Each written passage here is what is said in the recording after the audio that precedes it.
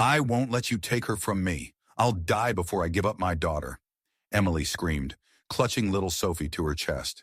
Her voice trembled with rage and fear. Ruth stepped between them, her silver eyes blazing like blades. The girl has already chosen. Now get off my land before I get my gun. Tyler paled, stepping back. It's not over. I have rights. I'm her father. Father? Emily laughed bitterly. Where were you when I gave birth to her alone? Where were you when I was thrown out into the cold like trash? If it weren't for Ruth, we'd both be dead. The snowstorm intensified. The wind howled like a pack of wolves, and the temperature continued to drop. 3 people and a baby stood on the threshold of life and death, and only one decision could change everything. The most interesting part is coming. Stay with us to find out how it all ends. In the meantime, like and subscribe to the channel so you don't lose it.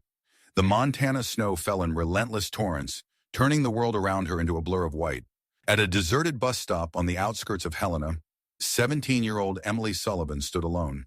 Her thin jacket was pulled tight around her body, and even tighter around the tiny bundle in her arms, her 2-month-old daughter, Sophie. The temperature had dropped well below freezing, and the last bus of the night had not come. Hush, Sophie, please, Emily whispered, her voice shaking and the tears freezing on her cheeks. I know you're cold. I'm trying, baby. I really am. 3 hours ago, she stood on the porch of her parents' house, watching her father throw her bag into the snow. No daughter in my house will bring such shame to our family. His voice was colder than the winter wind. Emily's mother stood behind him, tears streaming down her face, but she made no move to protect her daughter or her tiny granddaughter. Emily hid her pregnancy for months. The family's impeccable reputation in their conservative church community meant everything to them, apparently more than their only daughter and newborn granddaughter. When the truth came out, the parents were given an ultimatum: give the baby up for adoption or leave. She chose her daughter. But now, as the snow piled higher and the night grew darker, the choice seemed unbearably hard. Her best friend Haley couldn't take her in. Her strict parents would never allow it. Sophie's father, Tyler, a freshman at the University of Montana, had blocked Emily's number as soon as he found out she was pregnant. He was definitely not an option. Hang in there, Sophie. Emily kissed her daughter's cold forehead. We can do this. We have to. Emily began to walk, her unsuitable winter sneakers sinking into the snow, soaking through. Each step was a prayer, a desperate plea for someone, anyone, to help them before the Montana winter took 2 more lives. Sophie's crying had died down to weak sobs, which scared Emily even more than the loud screams. Don't fall asleep, baby. Please don't fall asleep, she begged, rubbing her daughter's tiny hands. Emily knew what it meant when baby stopped crying from the cold. It was a sign of danger, perhaps even the onset of hypothermia. The headlights appeared like distant stars, growing brighter as the car drew nearer. A battered red pickup truck slowed next to her, its engine purring, a low, soothing sound against the howling wind. The driver's window squeaked down, revealing an older woman with gray hair escaping from under a knit cap and mismatched gloves on her calloused hands. You look like you're in serious trouble, the woman shouted, her sharp Montana accent cutting through the howling storm. Emily hesitated, clutching Sophie to her chest. The truck looked ancient, with its red paint peeling in places, its bed littered with odd objects under a tarp, and the woman behind the wheel looking untrustworthy. I don't bite, girl, the woman shouted again. And this storm is something. The temperature is dropping 10 degrees an hour. As if to confirm her words, Sophie let out another weak cry, so quiet that it was barely audible over the wind.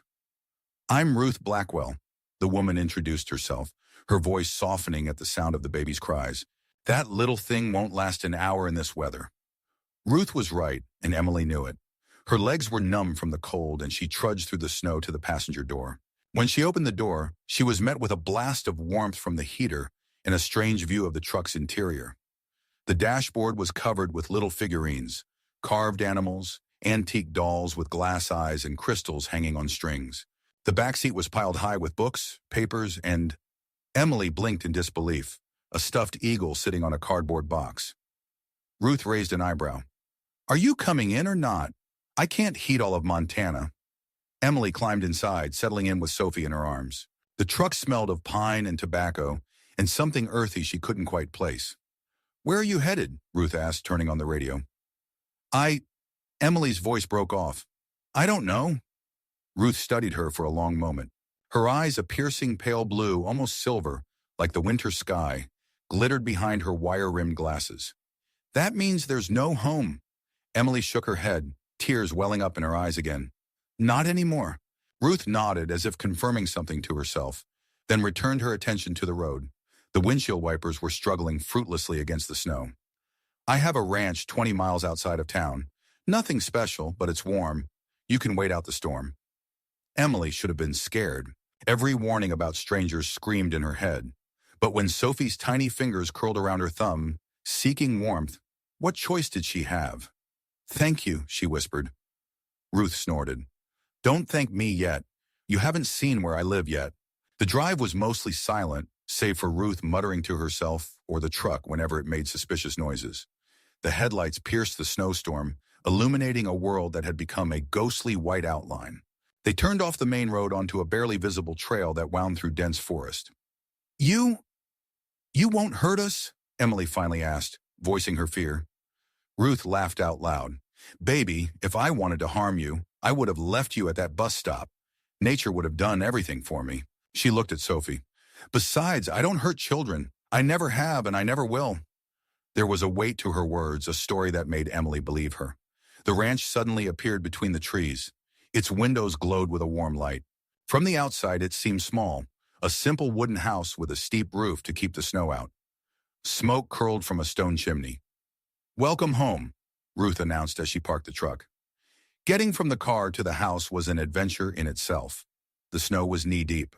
Ruth pushed her way through, and Emily followed with Sophie. When they finally reached the porch, Emily was exhausted and cold again. Ruth swung the door open, and Emily stepped into a world unlike anything she had ever seen before. Inside, the house was larger than it looked from the outside. But that wasn't what stopped Emily in her tracks. Every surface, every inch of wall, was filled with things. Collections of rocks and shells, overflowing bookshelves in several languages, dried plants hanging from the ceiling beams, strange works of art that looked both primitive and scientific. The large desk was littered with papers, magnifying glasses, and what looked like bone fragments. It was chaotic, yet organized, as if the entire space were the physical embodiment of a brilliant but scattered mind. Shut your mouth, girl, or you'll catch flies, said Ruth, hanging her parka on a hook by the door. The central space was occupied by a large wood stove, radiating a blessed warmth. Ruth immediately began to stoke the fire more strongly. Sit down, she ordered, pointing to a worn but comfortable-looking chair near the stove. Emily sank gratefully into it, unwrapping Sophie from the top blanket. The baby's cheeks were flushed from the cold. Her nose was running. Without waiting to be asked, Ruth disappeared into what must have been the kitchen and returned a few minutes later with a bottle of warm formula. How did you... Emily began, staring at the bottle. I figured she'd need it, Ruth shrugged. It was a long time ago, but some things are never forgotten. As Emily nursed Sophie, her maternal instincts battled exhaustion. Ruth disappeared again. This time she returned with what looked like a box, an actual wooden box, which she had lined with soft blankets. A temporary crib, she explained, setting it down by the stove. Babies sleep better when there's something solid around them. They feel safe. Emily stared at her. How do you know so much about babies? Ruth's expression changed for a moment. I have seen many beginnings and endings, child. Before Emily could ask what that meant, Ruth was moving again, gathering her things. She returned with a towel, some worn but clean clothes, and a bar of soap. The bathroom's over there. She nodded toward the door. The water's hot if you hurry. The generator's running on overdrive because of the storm. It was only then that Emily realized how she must look and smell. She hadn't washed herself properly since leaving the house that morning. I can look after the baby, Ruth offered, noticing her hesitation. It's been a long time, but I've never forgotten how to hold a baby. It seemed unwise to trust Sophie to this strange woman.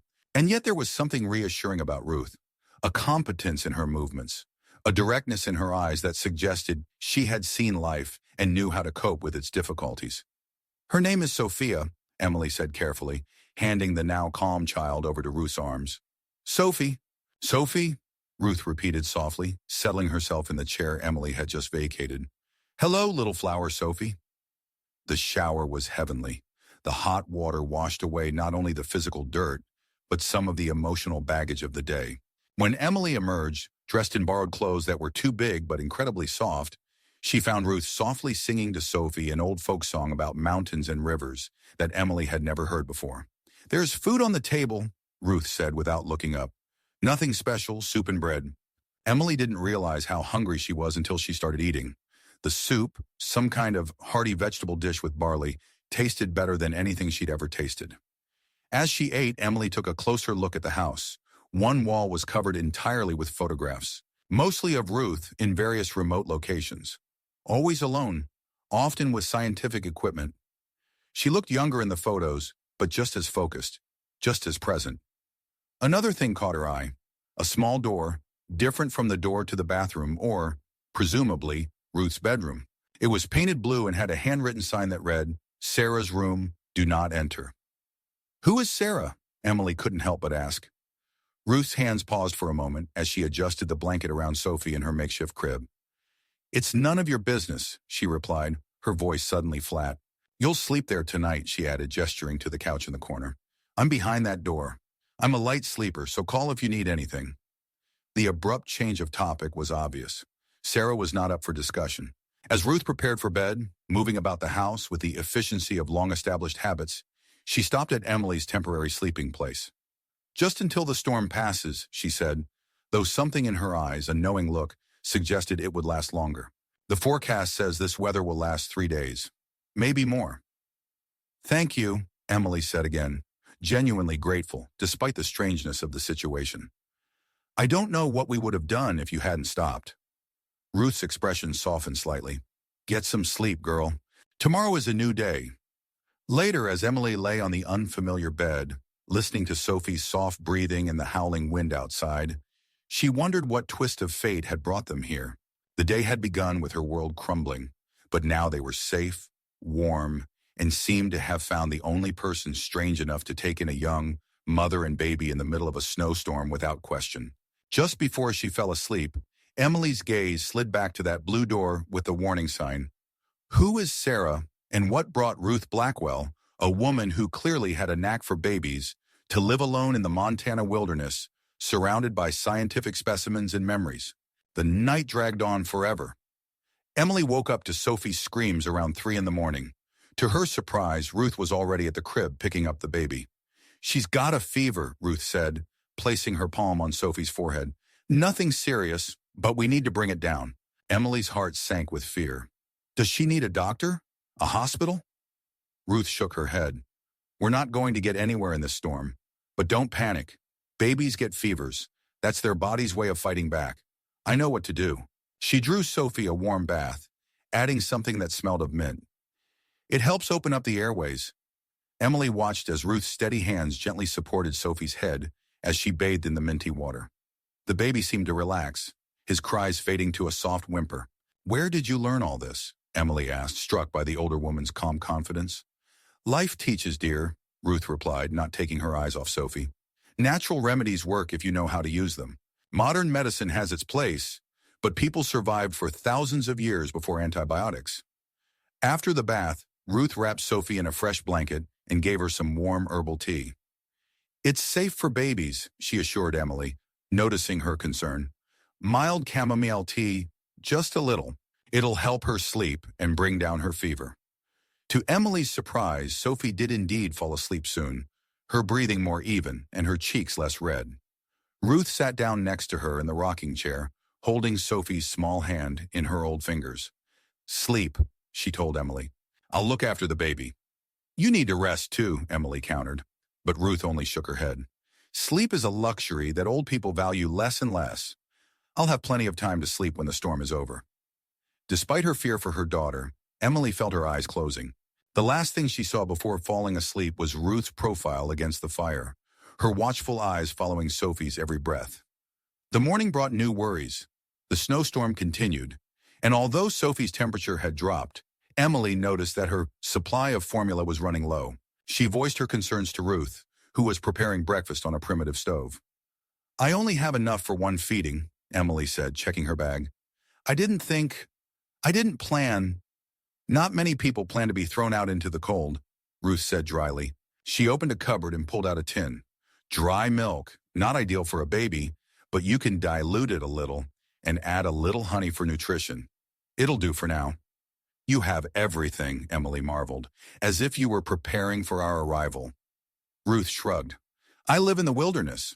Preparedness isn't paranoia, it's survival.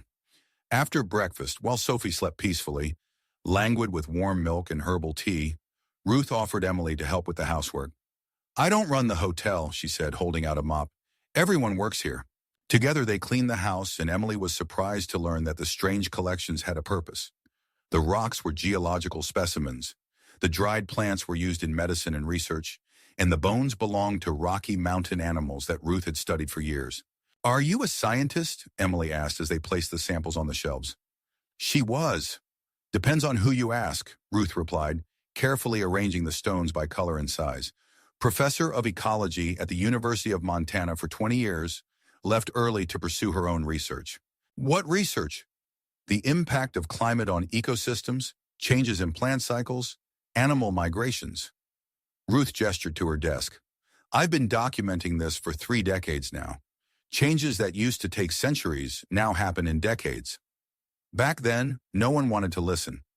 Now they do, but it's almost too late. Emily noticed a row of diaries on the shelf, tattered leather volumes with dates spanning decades. Are these your research notes? She asked, running her finger along the spines.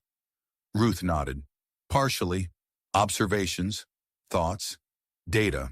I've documented every weather pattern, plant growth cycle, and animal appearance on this earth since 1980. She picked up one of the journals and opened it. The pages were filled with Ruth's neat handwriting, detailed sketches of plants, graphs of temperatures and precipitation, observations so meticulous they bordered on poetry. The green ones are purely scientific. The brown ones are personal, she explained, returning the journal to the shelf. Stick to the green ones if you're interested.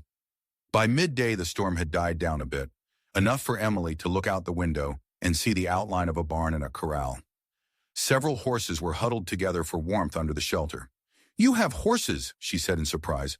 3, Ruth nodded. Tough mountain mustangs. They'll outlive us all. The satellite phone rang, a deafening sound in the quiet house. Ruth answered in monosyllables. Yes, no, and finally, we're fine. Michael sometimes brings supplies, she explained after the conversation. A good man, one of the few I can stand for more than an hour. He's going to stop by when the roads are clear. Emily tried calling her friend Haley from the phone, but the connection was spotty. All she learned was that her parents had told everyone that she had gone to a special school, their euphemism for erasing her from their lives. In the evening, Sophie became restless again. Her temperature had risen slightly, and she was refusing milk. Ruth examined her more closely. Milk isn't enough for her, she concluded. She needs something more nutritious. But we don't have any formula, Emily said, panic in her voice. Ruth thought about it. I have an idea. Back in the day, before all these modern formulas, babies were fed thin oatmeal with honey and milk. Not ideal, but it'll do for a day or two. She made a thin porridge of oats, strained it to remove any lumps, and added honey and milk. Sophie resisted at first, but then began to eat, her small mouth greedily sucking on the homemade mixture. You're amazing, Emily said, watching her daughter eat her fill. How do you know all this? Life, baby. A long life and a lot of mistakes. Ruth adjusted the blanket around Sophie. When you live long enough, you realize that people mostly need the same things: warmth, food, safety, and a sense that you're not alone. As Sophie ate, Emily noticed Ruth glancing at the blue door from time to time. Her curiosity was aroused again. Ruth, she began carefully, I know it's none of my business, but Sarah's room. Sarah is... The temperature in the room seemed to drop 10 degrees. Ruth's hands froze. Her face turned stony. You're right, she said, her voice dangerously low. It's none of your business. She stood up abruptly. I go to bed early. Make sure the stove is closed before you go to sleep. The door to Ruth's bedroom closed with finality, leaving Emily alone with her regrets. The night brought new fears. The storm grew stronger, the wind howling around the house like a hungry beast. The old ranch creaked and groaned under the onslaught of the elements. Sophie woke several times, crying from discomfort and hunger. Each time, Emily fed her homemade formula, hoping it was enough. Around 2 o'clock in the morning, something unexpected happened. The generator suddenly died with its last labored breath. The house was instantly plunged into cold and darkness. Only the fire in the stove gave a weak light and warmth. Ruth's bedroom door opened. She came out dressed in an old flannel robe holding a lantern. "Darn," she said calmly. "I knew this would happen." The house was cooling down quickly. The wood stove only heated the main room, and the bedrooms became unusable. "We'll all sleep by the stove tonight," Ruth decided, dragging the mattresses. "The warmth of our bodies and the fire will last until morning. Then I'll fix it." As they braced themselves for the cold night, Ruth told Emily to find an extra blanket. "Check the chest by my bed, in the closet in the bathroom." Sophie was safe, wrapped in a nest of blankets by the stove, while Emily searched for insulation. The trunk was full of quilts, which she carried into the main room. The bathroom contained only towels. Desperate and feeling the cold creeping under her skin, Emily remembered the chest in Ruth's room that she hadn't checked. Inside were wool blankets and something else, a leather book that didn't look like Ruth's journals. When she moved it to get the blanket, the book fell, revealing a secret compartment. Inside was a key, a small bronze key with a blue ribbon. Emily froze, her heart pounding. She knew without asking which door he unlocked. She should have just grabbed the blanket and closed the chest, should have respected Ruth's privacy, her clear boundaries. But the mystery of Sarah's room grew in her mind with every hour she spent in this strange house. Now with the key in hand, curiosity overcame caution. Taking the key and blanket, she returned to the main room. Ruth, with her back to her, was busy with the stove, arranging the wood for a long burn. "Found them in the chest," Emily said, putting down the blanket. "I'll check if there are more in the closet." The pantry was next to Sarah's room, a convenient excuse. With a flashlight in her shaking hand, Emily moved down the hallway. The blue door seemed to glow in the beam of light. The "Do Not Enter" sign looked at her reproachfully. She slowed. The key trembled in the lock. This is wrong. This is a betrayal of trust. And yet the key turned smoothly, as if the lock had been lubricated despite the prohibition. The door opened with a quiet creak. The beam of the flashlight slid across the small room, and Emily's breath caught. It was a nursery, perfectly preserved, as if frozen in time. Blue walls with hand-painted images of forest animals, birds, clouds. A wooden crib under a patchwork quilt, surrounded by plush toys. A rocking chair with a crocheted blanket. Shelves with children's books from the 80s. A changing table with neatly folded yellow diapers and clothes. Time stopped here decades ago. On the dresser, a silver frame gleamed in the lantern light. Emily walked closer. A photograph. A young Ruth, about 30, holding a newborn baby. Despite her fatigue, her face was radiant with a joy Emily had never seen in the Ruth of today. "Sarah," she whispered, finally understanding. "Yes, Sarah." Emily spun around, almost dropping the lantern. Ruth was standing in the doorway, her face unreadable in the gloom.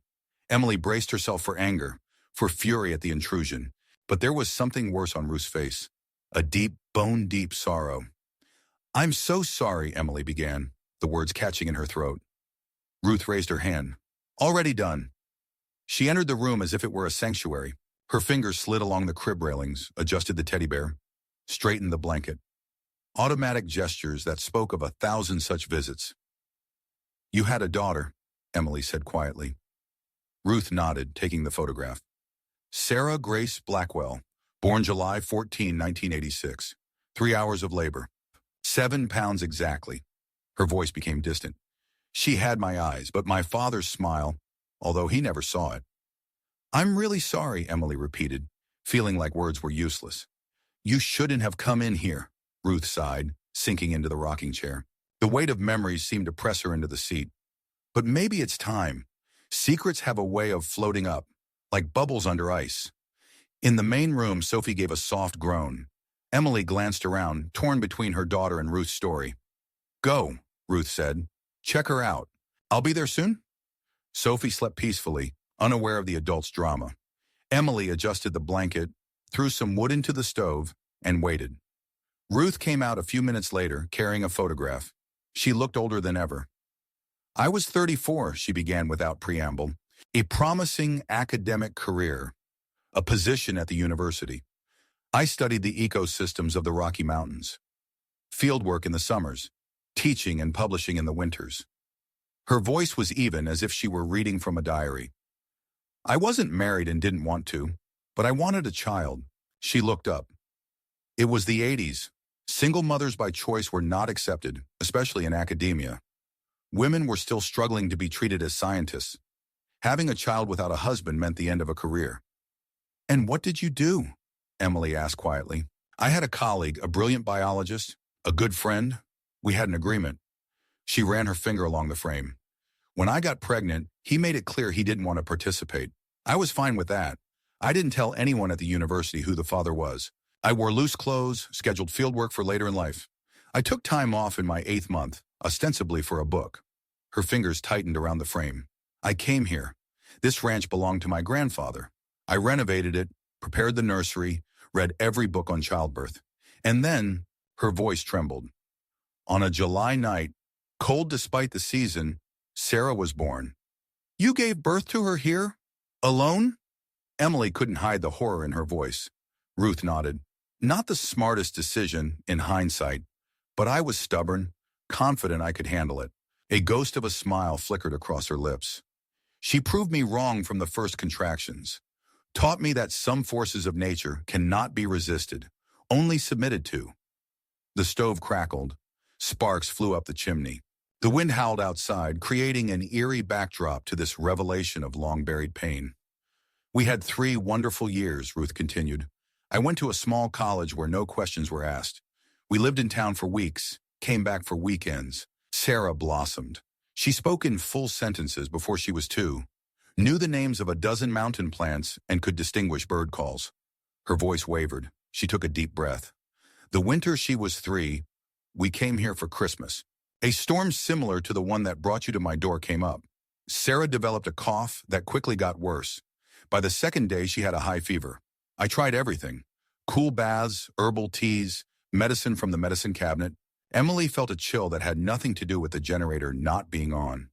She looked at Sophie sleeping peacefully and couldn't imagine the horror Ruth had gone through. The phones weren't working. The roads were covered in snow. By the 3rd day, she was having trouble breathing. Ruth's eyes became glassy, distant. "I wrapped her in a blanket and tried to drive to town. We got 5 miles before the truck got stuck in a snowdrift." The silence that followed was heavy, filled with the bitterness of unimaginable loss. "She died in my arms. Help arrived 2 hours later." Emily couldn't hold back her tears. She thought about Sophie, about the fragility of life, about how easily their story could have turned out differently if Ruth hadn't driven past that stop. "I'm so sorry," she whispered. "The official cause was pneumonia complicated by an undiagnosed congenital heart defect," Ruth continued. Her voice was clinically level, as if the only way to tell the story was to distance herself from the emotion. "The doctors said she would have needed specialist care even if we had gotten to the hospital in time. They said it wasn't my fault." She looked at the photograph in her hands. "But it was my stubbornness, my need to prove that I could do it alone. It cost my daughter her life." "No," Emily said firmly. "You couldn't have known about her heart. You did the best you could." "Did you?" Ruth's gaze was piercing. "I chose isolation because it was easier than being judged. I put pride above common sense. I thought I was smarter than everyone else." She shook her head. "After Sarah died, I gave up my career, my research, everything, and locked myself in here. I kept her room exactly as it was the day we left for the hospital. I hardly spoke to anyone for years." "What changed?" Emily asked. "Time," Ruth answered simply. "And Michael.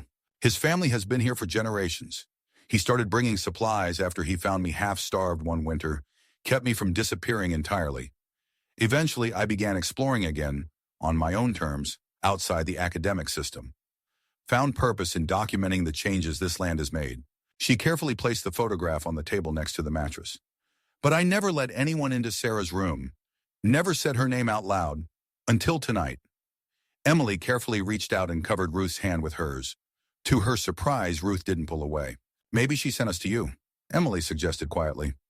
"Maybe we were meant to find each other." For a moment, Ruth's scientific skepticism warred with something like hope. "I don't believe in such things," she said, but there was no conviction in her voice. "Why did you help us that night?" Emily insisted. "You could have been passing by." Ruth thought for a long moment. "When I saw you in the snow with Sophie in your arms, it was like looking at myself from the outside. From another time, a young woman with a child, facing impossible circumstances." She shrugged slightly. "I couldn't save my daughter, but maybe she sent you to me to help save yours." The confession hung in the air between them, fragile and deep. At this point, Sophie began to stir, making little sounds that meant she was about to wake up, hungry and needing attention. "I'll warm up the milk," said Ruth, rising with unexpected energy. The moment of vulnerability passed, but something between them changed forever. As they settled around the stove for the night, Sophie, fed and content, between them, Emily felt a strange sense of rightness.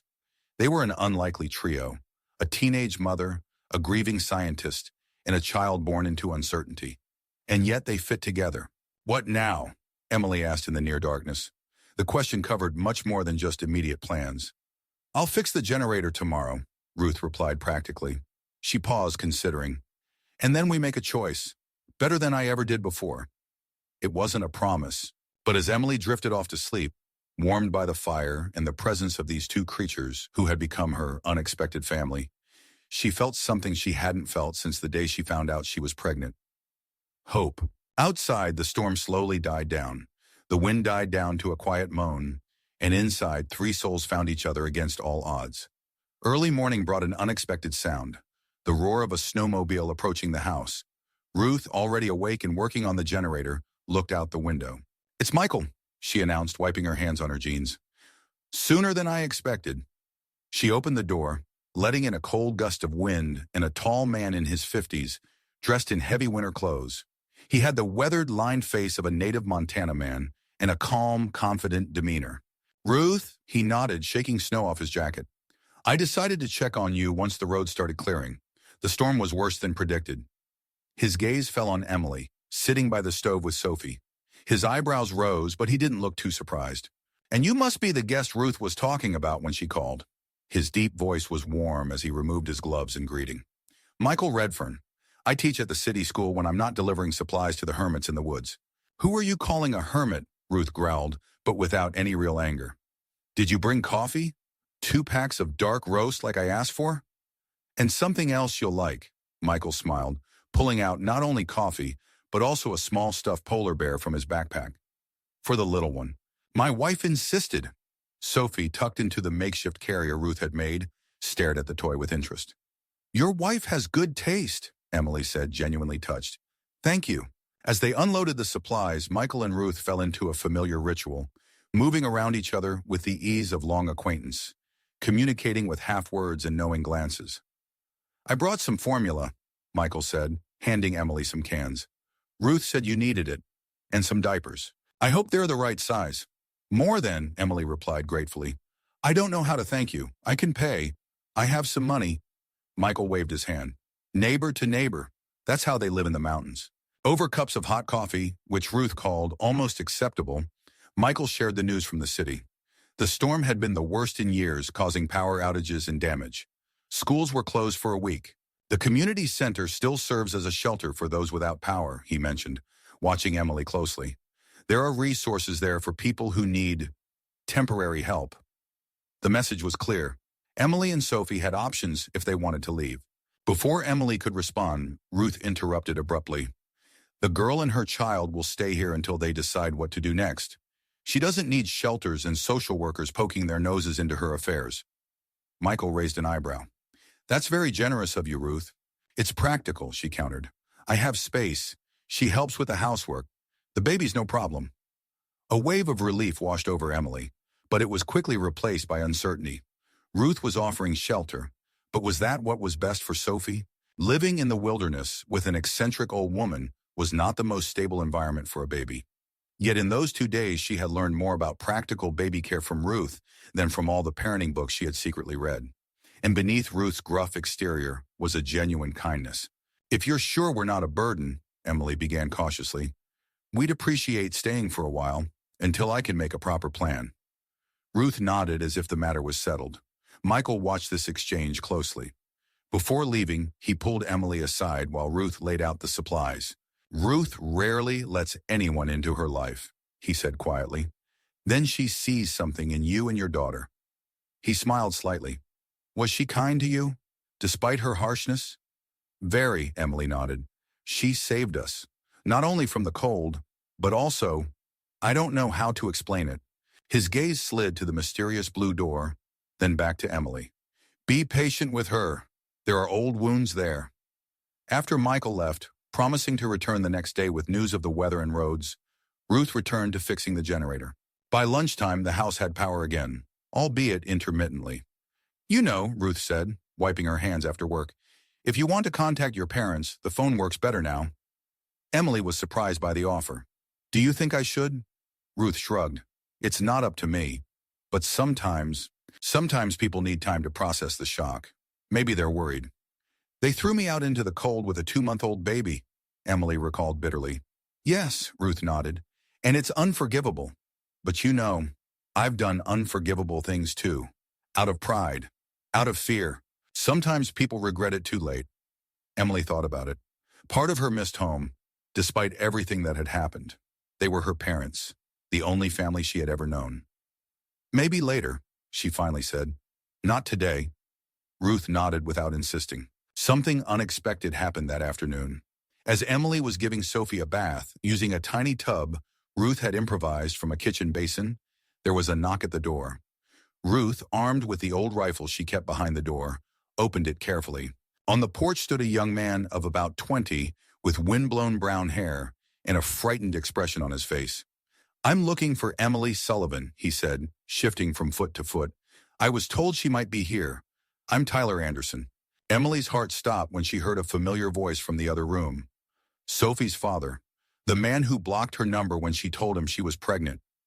"What are you doing here?" she asked, coming into the front room with Sophie wrapped in a towel. Tyler looked different from how she remembered. Thinner, paler, with dark circles under his eyes. "Emily," he breathed, "I've been looking everywhere for you. Haley finally told me what happened, that your parents kicked you out. I didn't know. I thought you were still home. That's odd, considering you blocked my number when I told you I was pregnant," she replied coldly. Tyler winced. "I know. I was an idiot. Got scared, acted like a child." His gaze fell on Sophie, who was looking at the stranger with cautious curiosity. "Oh my God, is that her? My daughter?" "Her name is Sophia," Emily said. "Sophie?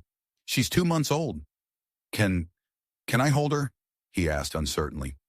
Ruth, who had been watching silently from the door with her gun still at the ready, stepped forward. "Let's all sit down and talk first," she suggested, keeping Tyler in sight. "I'm Ruth Blackwell. This is my land." Her tone made it clear that Tyler was being evaluated, and it wasn't clear that he would pass. He nodded, suddenly looking younger and less confident. They settled into the living room, an odd quartet if you counted Sophie, who was now dressed in clean clothes. Tyler explained that after numerous unanswered messages and having his calls ignored after he unblocked Emily, he finally reached out to Haley. She reluctantly explained what had happened. "I went straight to your parents," he said, not meeting Emily's eyes. "They didn't really want to talk, but your mom's neighbor mentioned seeing you at the bus stop. I drove all over the roads in that part of town, asking around. Then this guy Michael, at the store, he didn't say it outright, but he hinted that he knew where you were." "What exactly do you want, Tyler?" Emily asked bluntly. "To be a part of her life, to help, to fix what I did." He leaned forward, looking sincere. "I brought money, not as much as I'd like, but it's a start. And my mother wants to meet her granddaughter. She was mad at me when she found out what I did." "Does your mother know?" Emily asked in surprise. "Yeah, I told her everything when I realized how badly I screwed up. She was furious. She said she raised me wrong." His voice wavered. "She's right. I chickened out. But I want to do better, Emily. I want to be a father to Sophie." Emily didn't know what to feel. Part of her was still angry at him, for being a coward, for leaving her alone when she needed support the most. But another part of her saw his obvious remorse. "You can hold her," Emily finally said, handing her over to Sophie. "Support the head." Tyler took Sophie in his arms with a look of awe and horror on his face. He held her awkwardly, as if she might break, his hands shaking. "Hi, Sophie," he whispered, his eyes filling with tears. "I'm your dad." Sophie looked at him with the typical, serious expression of a baby, studying his face. She wasn't crying, but she wasn't smiling either. She was just watching this new person with cautious interest. "She has your eyes," he remarked, looking at Emily. "She has eyes of her own," Ruth said, watching the interaction with an unreadable expression. As Tyler got to know his daughter, rocking her awkwardly and speaking in a low voice, Emily watched with conflicted emotions. This moment should have happened months ago. She had imagined it differently. In a hospital with flowers and balloons, not on a remote ranch after she had been cast out of life. I have a plan, Tyler said, carefully handing Sophie back to Emily. I have an apartment near the university. It's small, but there's enough room for you and Sophie. My parents have promised to help. You could go back to school, finish your education. His voice grew confident. We could be a family, Emily, a real family. Emily glanced at Ruth, who sat quietly but listened attentively to every word. I need to think, Emily said. This is too sudden. Sure, Tyler quickly agreed.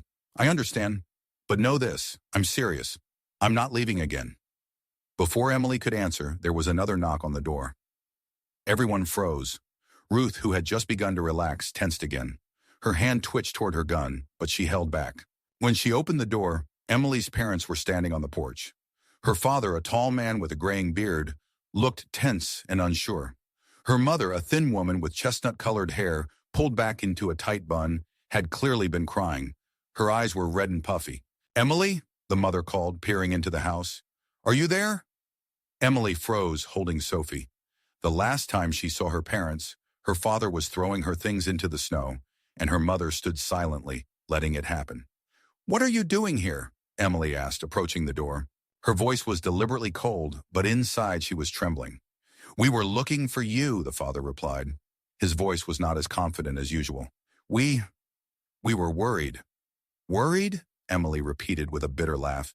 You threw me out of the house 2 days ago, in a snowstorm, with a baby. We made a terrible mistake, the mother interjected, stepping forward. Emily, please, we were stunned, scared. That's no excuse, I know, but... Her voice broke. Your father hasn't slept since. Nor have I. When we came to our senses and realized what we'd done, God, Emily, we looked everywhere for you. How did you find me? Emily asked. Haley, his father admitted. She didn't want to talk, but when we explained how desperate we were, she said someone had seen you around town with this young man. He nodded towards Tyler, who was standing behind Emily, looking guilty. Then we went to the police station, and the officer mentioned a woman living outside of town who sometimes helps people in trouble. He looked at Ruth. I assume it's you, ma'am. Ruth crossed her arms over her chest, her face impassive. I help those who need it, not those who throw their children out into the cold. Emily's mother winced as if she had been physically struck. We know, she said quietly. We've done something unforgivable, but we've come to ask for forgiveness, to beg if we must. She finally noticed Sophie, who was being held in Emily's arms. Her eyes filled with tears. Is this her? Our granddaughter? Something in the tone of her voice, the way she said our granddaughter, instead of child of shame, or some other derogatory term, made Emily soften, if only a little.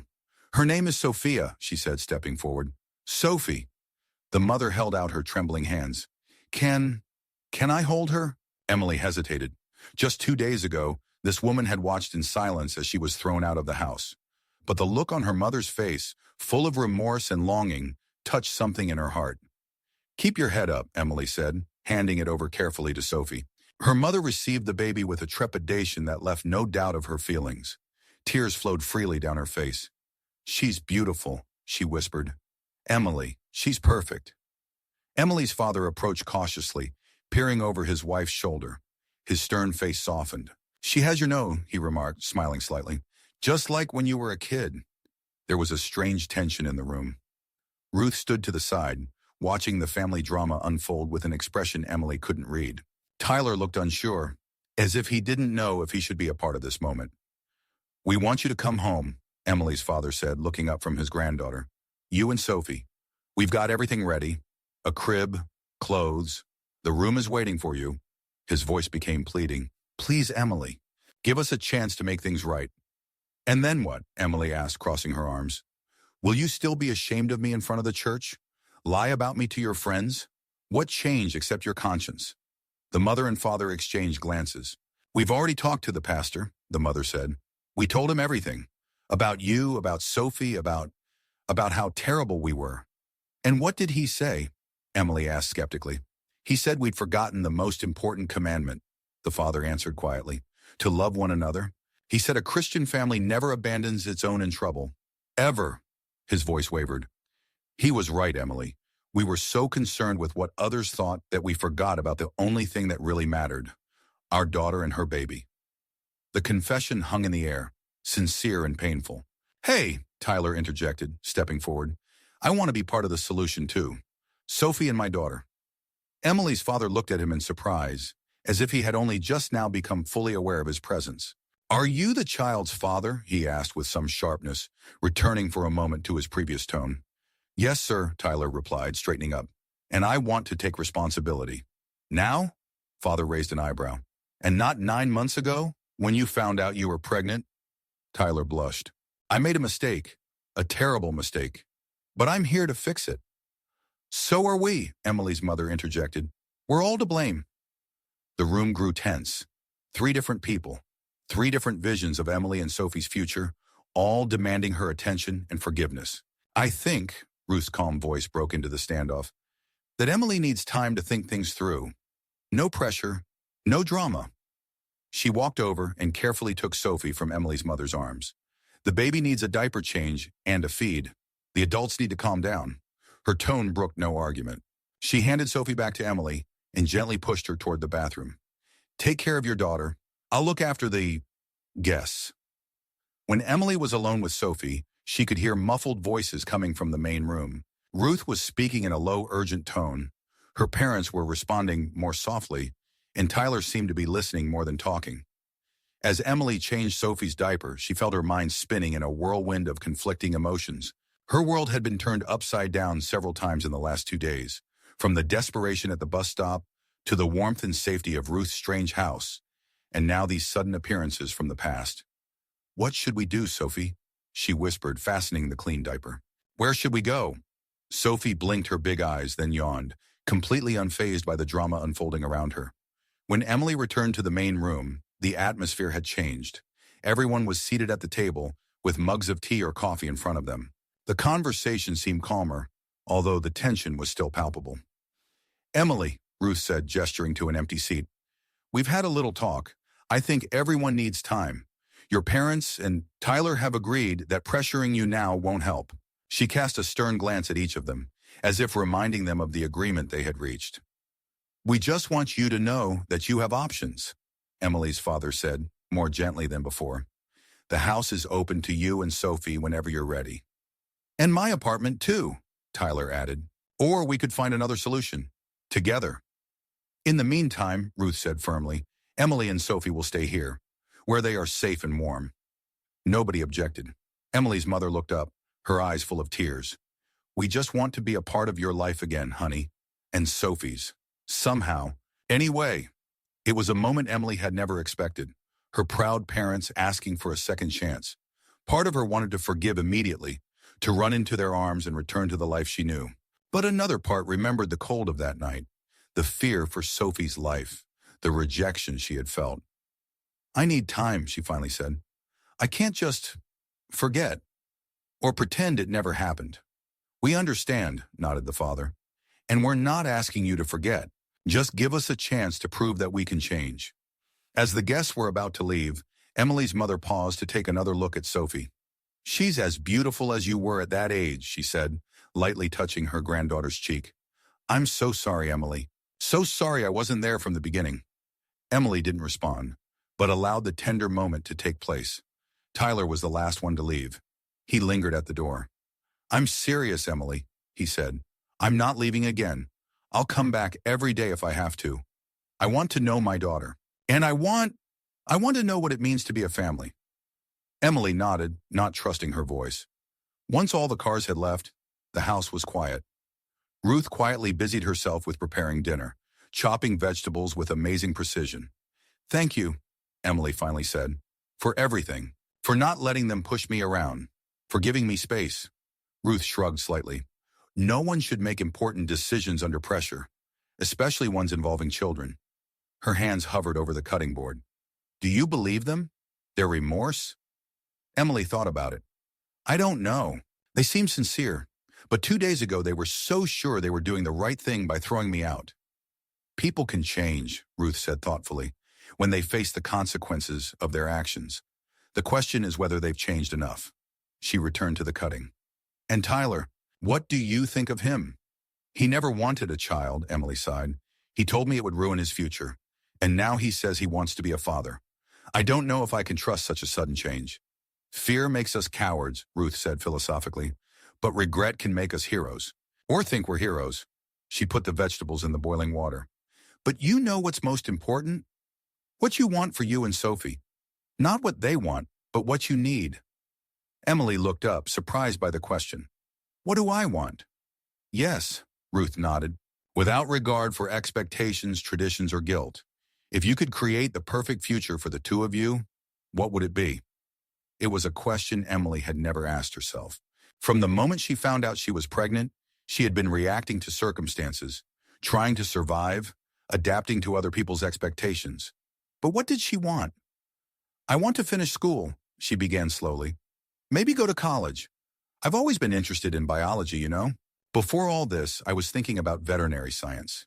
She looked at Sophie, who was quietly playing with a teddy bear on the floor. I want Sophie to be safe, happy, to know that she's loved. I want stability, but not at the cost of my dreams. And I want an environment that supports us both, not one that tries to change us or control us. Ruth nodded, listening carefully. And I want Sophie to know her father, Emily added after a pause. But I don't want to be with him just because it's right or traditional. I want a genuine relationship based on mutual respect, not obligation. Ruth was stirring her soup, but Emily could see that she was completely focused on the conversation. That's a very clear vision, Ruth finally said. Now the question is, which of these options comes closest to what you really want? Emily considered this. Her parents' house offered comfort and familiarity, but also restrictions and possible control. Tyler's apartment would mean trying to start a family with a man she barely knew and didn't fully trust. What about the third option? What if there is none? She asked uncertainly. Instead of being surprised, Ruth smiled slightly. Then perhaps you should create your own path. Emily felt a strange relief at the thought.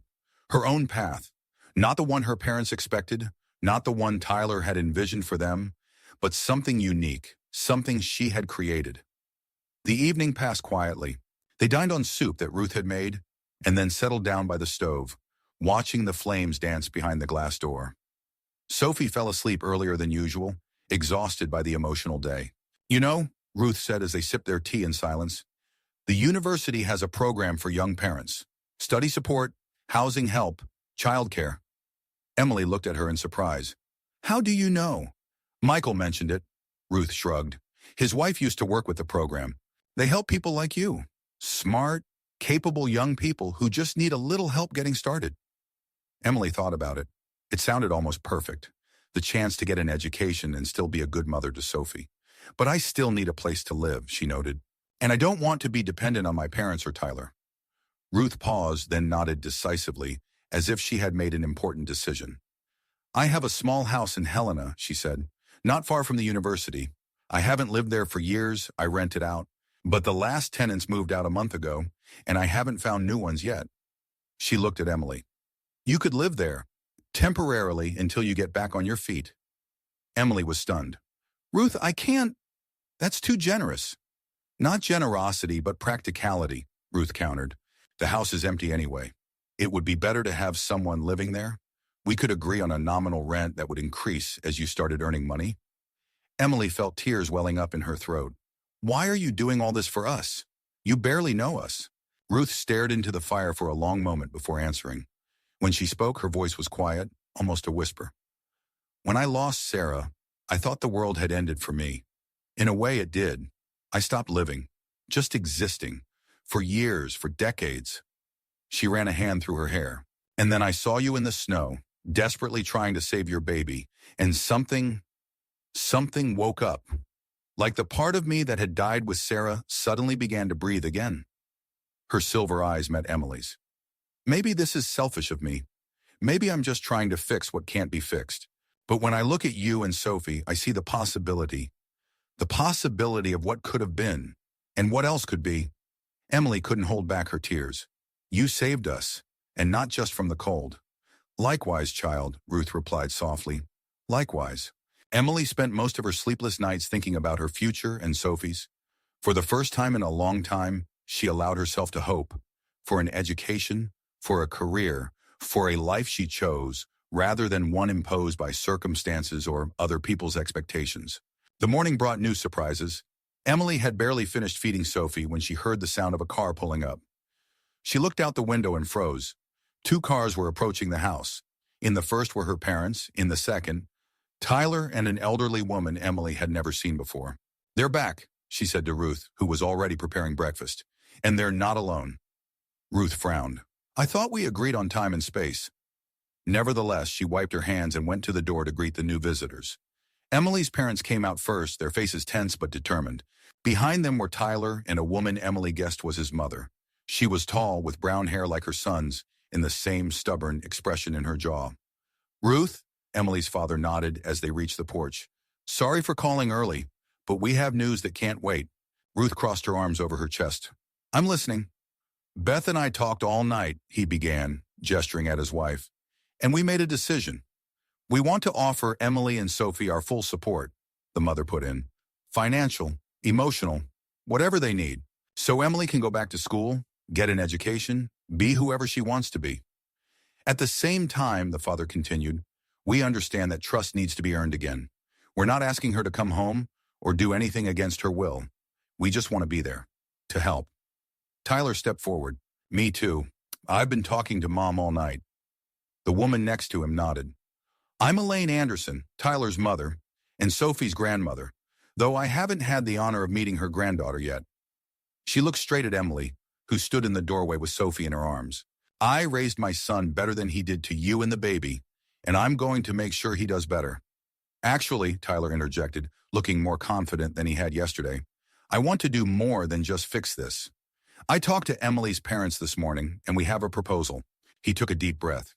"We want to join forces. My parents and Emily's parents are willing to help us rent a small house near the school. I'll work part-time to help with expenses. Emily's parents will help with Emily's schooling, and my mom is willing to look after Sophie when we're both busy." Emily was stunned. "You all came up with this? In one night?" "Sometimes it takes a crisis to bring people together," Elaine said. "We all want the same thing, for you and Sophie to be happy and have the opportunity for a good future. And one more thing," Tyler added, taking a step toward Emily. "I know I don't deserve you. I know I betrayed your trust.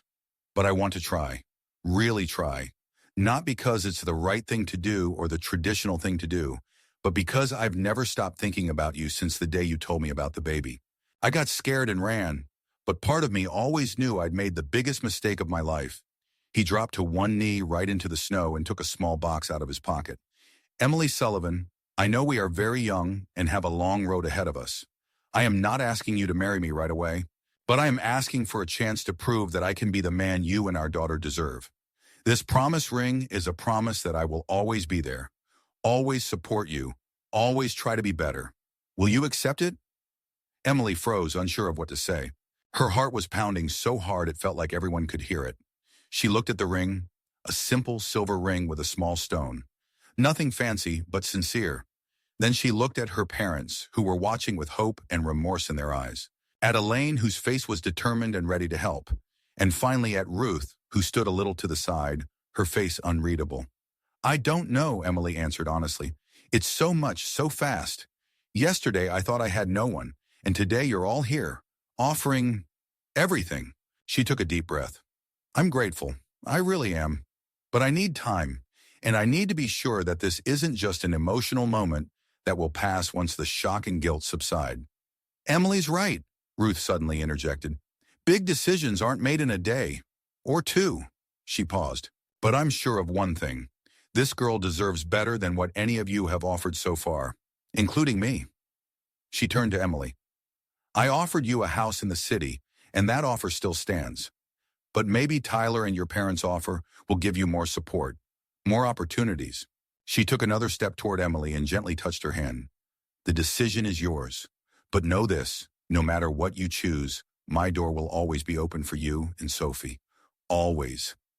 Emily felt tears welling up in her eyes again. "Thank you, Ruth, for everything." She turned to Tyler, still down on one knee in the snow. "I can't accept the ring, not yet, but I'm willing to give you a chance to prove that you've changed, to prove that you can be the father Sophie deserves." Tyler nodded, relief in his eyes. He stood up and carefully put the ring away. "I understand, and I won't let you down again. I promise." Emily's parents exchanged glances that were a mixture of relief and impatience. "So are you coming home?" the mother asked hopefully. Emily shook her head. "No, at least not right now. I think I need space. My own way." She looked at Ruth. "I'd like to take you up on your offer of a house in town, at least for a while. It would give me a chance to get my life together, go back to school, but still be independent." "What about Sophie?" Tyler asked. "What about me? What about us?" "You'll always be her father," Emily said, "and I want you to be a part of her life. But we need time to figure out what we means, if that's even possible." The people gathered on the porch were silent, digesting her words. Finally, Emily's father nodded.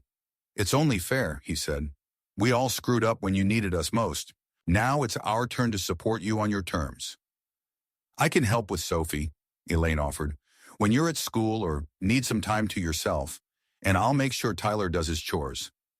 "And we'll help with the expenses," Emily's mother added. "No strings attached. Just so you can focus on your studies and Sophie." Emily nodded, feeling strangely relieved. "Thank you, all of you." The day passed in a flurry of preparations.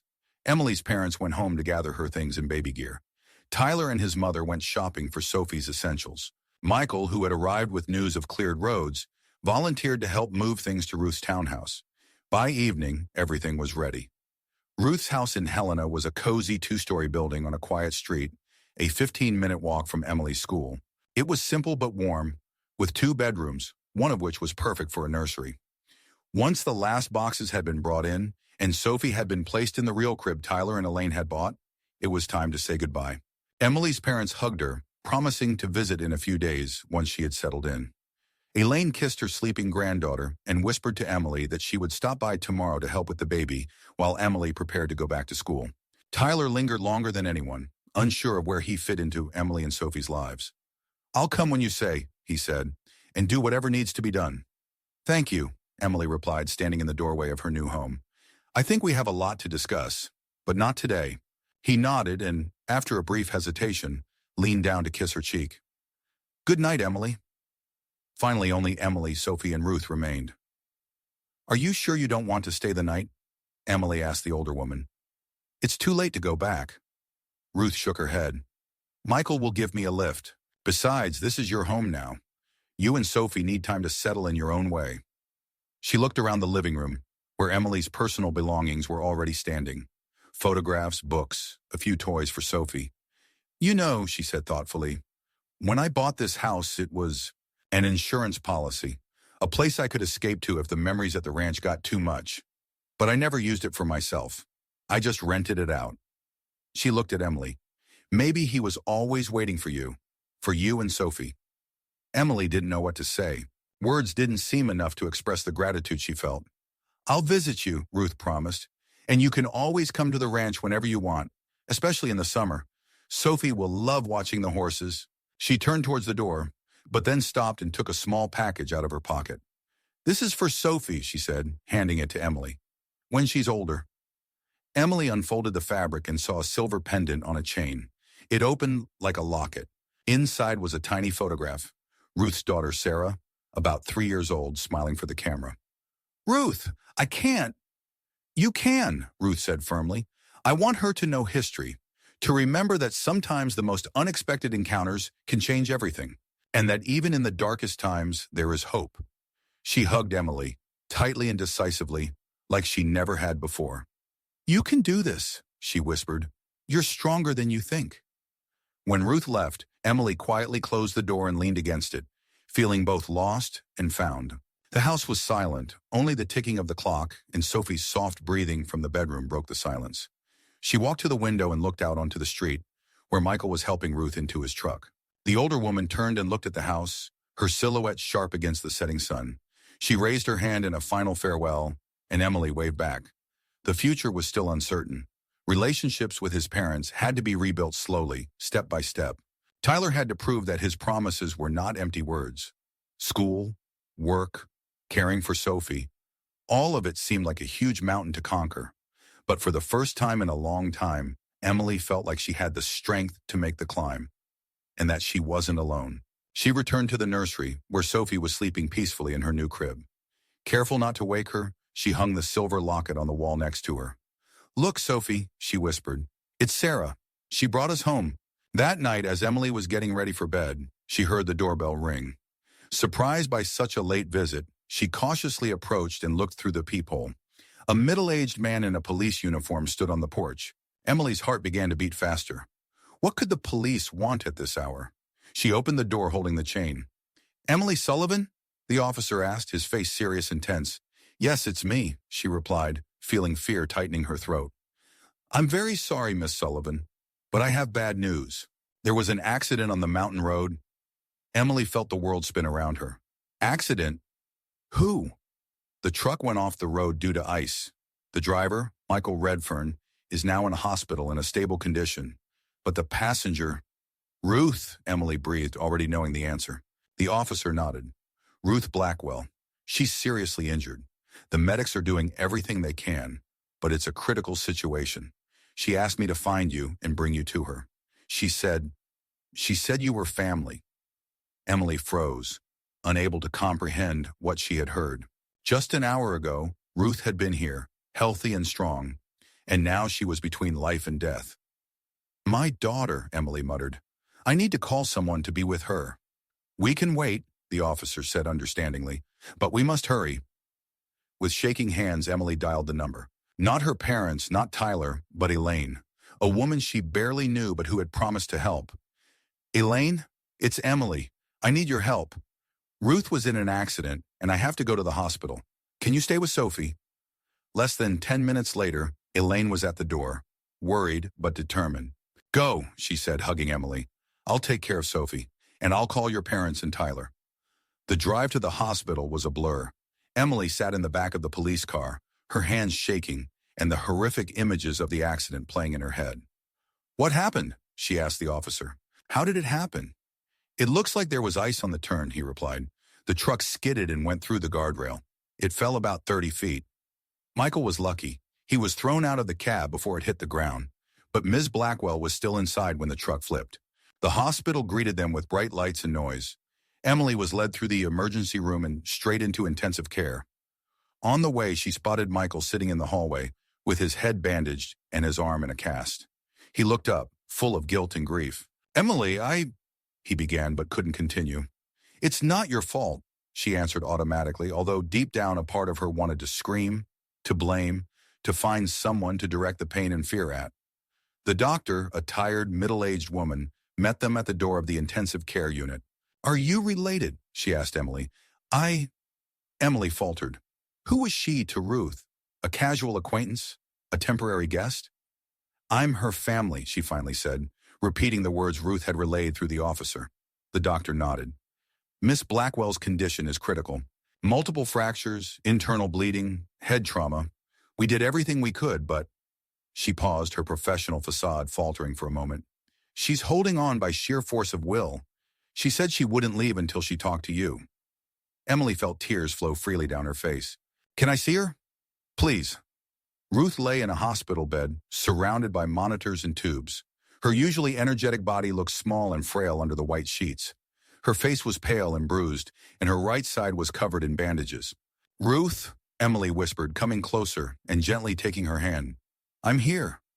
Ruth's eyes opened slowly, the same silver-blue eyes that had met Emily's on the night of the storm, only now clouded with pain. "Emily," her voice was barely audible. "You came." "Of course I came," Emily said, trying to hold back her sobs. "How are you feeling?" A faint smile flickered across Ruth's face. "I've been better." She tried to take a deep breath, but it only caused a coughing fit. The heart rate monitor began to beat faster. "Don't talk," Emily begged. "Save your strength. You need to get better." Ruth shook her head slightly. "No time, child. I know when the game is over." "Don't say that. You'll get better. You're strong, you—" "Listen," Ruth interrupted. "This is important. The house is yours. My lawyer has all the papers, and the ranch too. For you and Sophie." Emily shook her head, unable to accept what she was hearing. "No, Ruth, you can't just— We just found each other. Sophie needs her grandmother, Ruth. I need—" Her voice broke into a sob. "I need you." Ruth squeezed her hand gently. "And I will, in my own way, just like Sarah has always been with me." The monitor beeped again, more insistently this time. The nurse looked into the room, checked the readings, and quickly left, probably to call the doctor. Emily, Ruth's voice grew quieter, each word a struggle. Promise me, be strong. Go your own way. Don't be afraid to love, even when you know you might lose. Especially then. She took another painful breath. And tell Sophie about Sarah, about how two lonely people found each other in a storm, how sometimes the darkest nights lead to the brightest dawns. Emily sobbed, holding Ruth's hand with both of hers. I promise, Ruth. But please don't go. Please. A doctor and two nurses ran into the room.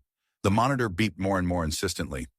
You need to get out, someone said to Emily, trying to push her away from the bed. No, I won't leave her, Emily screamed, clinging to Ruth's hand. Ruth opened her eyes for the last time. Silvery blue, clear, without pain or fear. It's all right, child, she whispered. I'm going to Sarah. You go to Sophie. I found you. Now you'll find each other. Her hand relaxed in Emily's, and the heart rate monitor made a long, continuous sound. Ruth! Emily screamed, but the nurses were already pulling her away from the bed as the doctor began resuscitation procedures. In the hallway, Emily collapsed on the floor, unable to stand. She felt arms wrap around her. Michael, still in his hospital gown, his face wet with tears. Forgive me, he repeated over and over again. God, forgive me. Emily couldn't answer. The tears were choking her. The pain was too fresh, too deep. Through the glass door, she watched as the medical staff fought to save Ruth's life. Electric shocks, injections, shouts of commands. But she knew. Ruth was gone. As suddenly as she had appeared in her life, changing everything. After a while, Emily couldn't tell if it was minutes or hours. More people appeared in the hallway. Her parents, their eyes red from crying. Tyler, pale and shaken. Elaine, holding Sophie, wrapped up. Emily! Her mother sank to the floor next to her. We're here, honey. We're all here. Emily didn't answer. She held out her hands to Sophie, who Elaine carefully handed over to her. Holding her daughter, Emily looked at the small face that was so much like her own, at the tiny fingers that clutched her thumb, the same gesture that had once convinced her to accept help from the strange woman with the silver eyes.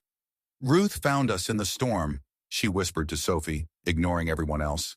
She brought us back to life. Now we have to live for her, too. The nurse came out of the intensive care unit. Her face said it all. She handed Emily a small bundle, Ruth's personal belongings.